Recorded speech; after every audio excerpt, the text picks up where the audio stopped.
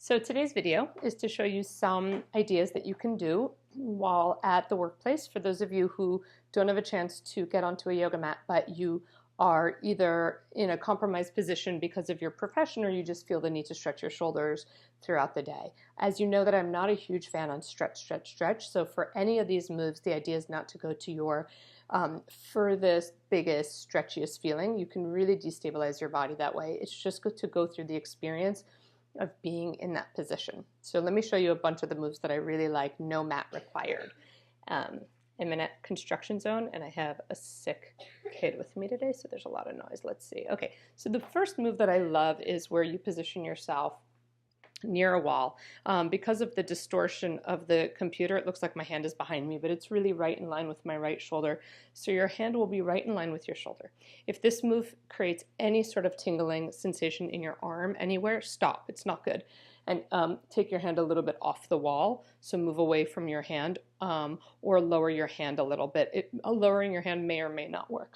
The next thing, turn your hand out that way could really help. The next thing you want to do is just begin to turn your feet. If these are my feet, they're going to point to the left. So turn your feet and hips to the left, and then begin to revolve your chest to the left. As you do that, just be sure not to revolve and overarch your back. Just revolve your chest to the left.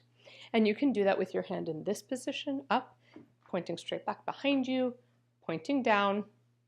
And you can also, and you should do it with your hand like this, and like this, right? So just play around with different angles. And again, be sure that it's not about the biggest stretch that you can find. You can also walk your hand up the wall further. Another move that I love that no mat required is where you turn to face the wall. I can't totally get into it because of my positioning. Let me see if I can be creative. And you place both of your hands up on the wall. Yes. And then you, so I'm on my knees because of my positioning, but you would be on your feet, and then you just begin to walk your legs back, and you would come forward.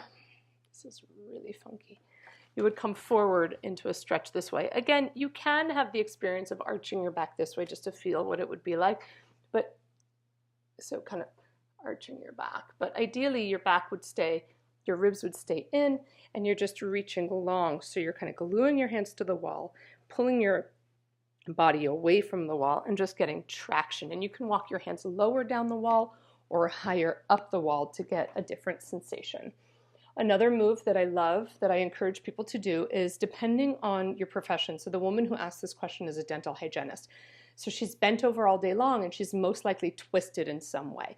So I always encourage people to several times during the day take a twist break the other way. So if you're kind of hunched over and twisted this way, you want to go the other way with a side bend, but you also want to get the twist in there. So to get the twist in there, you would take, so if I want to twist to the right, you would reach your right hand back behind you and reach your left hand to the right. And again, you're not forcing it, and you're trying not to move your hips so much for this one. So these are my hips, and I twist. You don't want these to move side to side. The twist should be mainly in just your torso. Okay, so that's where you're going to get the best twist possible. So again, and you want to side bend and twist both directions. Even if you notice that for your profession, you're mostly side bent and twist in one direction, you want to do both sides all the time. And you can spend a little bit more time if you want on the side that you don't normally get to. Easy breathing, easy disposition, no pulling, tugging, or yanking. And the last move that I really love is just a nice back extension. So for a lot of us in this world, we've been told, keep your ribs down, keep your ribs down, keep your ribs down, don't arch your back. Do you like my dirty laundry behind me? So what I want you guys to do is, I know you have dirty laundry too, so I'm not worried about it, is your arms would start to come up. It doesn't matter. I'll show you my hands up, right? So they're just coming up. And what you're doing is you're inhaling to lift your arms up, and as you do that, you're creating a really nice little back bend. And to get into the back bend, you're thinking of going up, not necessarily going arch. So I get long, inhale, I get long, and then I just start to reach up. And I reach my arms back and up. Now, if there's a signal in my back that says, stop, that's too much, too far, listen to that signal, right? So I'm only going as far back as it feels good.